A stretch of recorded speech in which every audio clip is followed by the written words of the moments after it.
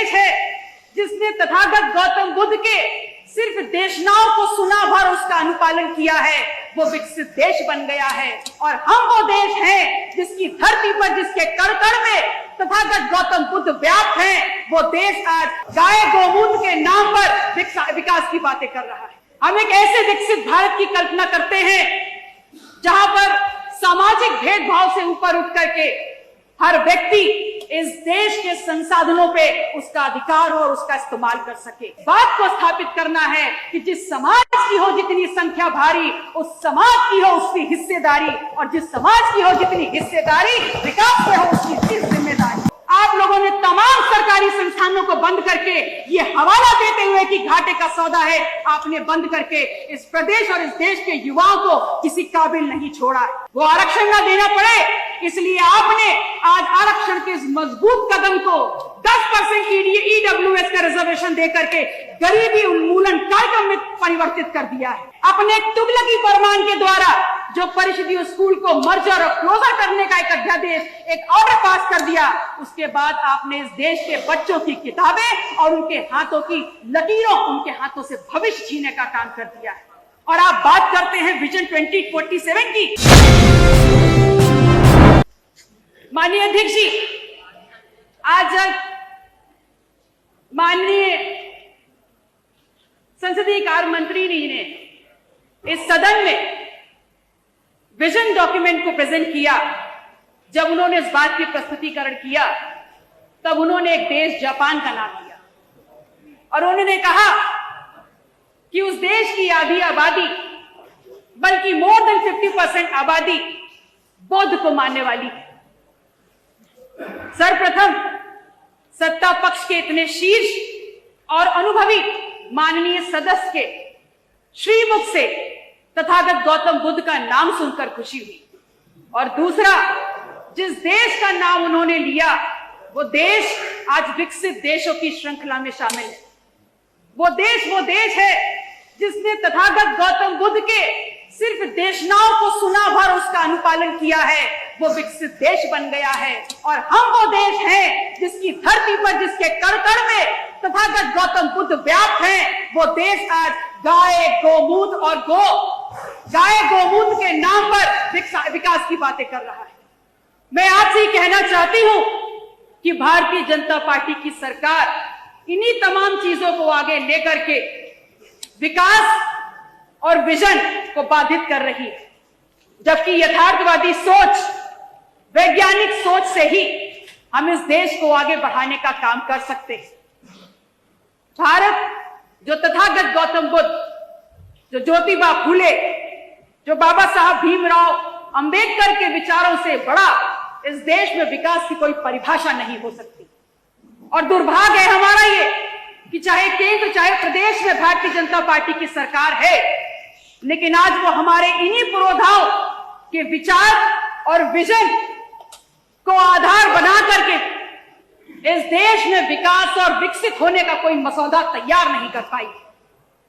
हाँ, ये बात जरूर है कि हम एक ऐसा विकसित भारत चाहते हैं जहां इस देश के अंतिम पायदान पर खड़े व्यक्ति को भी उस तक विकास पहुंचा सके।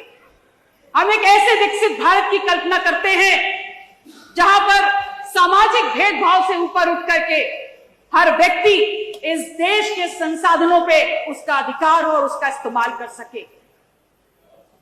माननीय देश की आर्थिक, सांस्कृतिक और सामाजिक रूप से विकसित बनाने के लिए इस देश के वंचित वर्ग के लोगों जैसे अनुसूचित जाति, जनजाति, पिछड़े, आदिवासी, माइनॉरिटीज के समान सदस्यों को उनकी मान्यताओं के अनुरूप समान रूप से अवसर देकर आगे बढ़ाने की नीति और नियत पे काम करना होगा। तभी हम इस देश को विकसित देश की परिभाषा और उस श्रृंखला में शामिल कर सकते हैं। हमारे सपनों का विकसित भारत और हमारे सपनों के विकसित भारत सामाजिक न्याय की कसौटी पर कसा होना चाहिए। और उसके लिए सबसे महत्वपूर्ण बिंदु है कि हम अविलंब जातिवार जनगणना कराते हुए इस देश के बहुसंख्यक वंचित वर्ग के लोगों के बुनियादी विकास के सापेक्ष विकसित भारत की परिभाषा और परिकल्पना करें। और तभी यह संभव होगा कि हम इस देश को इस विश्व के पटल पर सबसे मजबूत और विकसित भारत के रूप में खड़ा कर सकते हैं। हाँ, मैं ये मानती हूं कि जो लक्ष्य दिया गया है 2047 का, वह संभव नहीं है। उसको हासिल किया जा सकता है, लेकिन हासिल से तभी किया जा सकता है जब जिस विकास की बात हम कर रहे हैं वो विकास ऐसा हो जो सबको एक साथ उन्नति देने वाला, और जिसकी तरफ अगर हमको बढ़ना है तो हमको जातिवार जनगणना कराते हुए इस बात को स्थापित करना है कि जिस समाज की हो जितनी संख्या भारी, उस समाज की हो उसकी हिस्सेदारी, और जिस समाज की हो जितनी हिस्सेदारी, विकास में हो उसकी जिम्मेदारी। ये वो कदम होगा जो इस देश में सामाजिक न्याय को स्थापित करने का काम करेगा।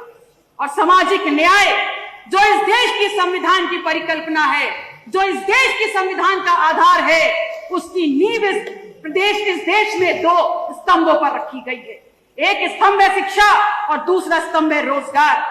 लेकिन इस देश में चाहे प्रदेश की सरकार हो, चाहे भारतीय जनता पार्टी की केंद्र की सरकार हो, आप लोगों ने तमाम सरकारी संस्थानों को बंद करके ये हवाला देते हुए कि घाटे का सौदा है, आपने बंद करके इस प्रदेश और इस देश के युवाओं को किसी काबिल नहीं छोड़ा।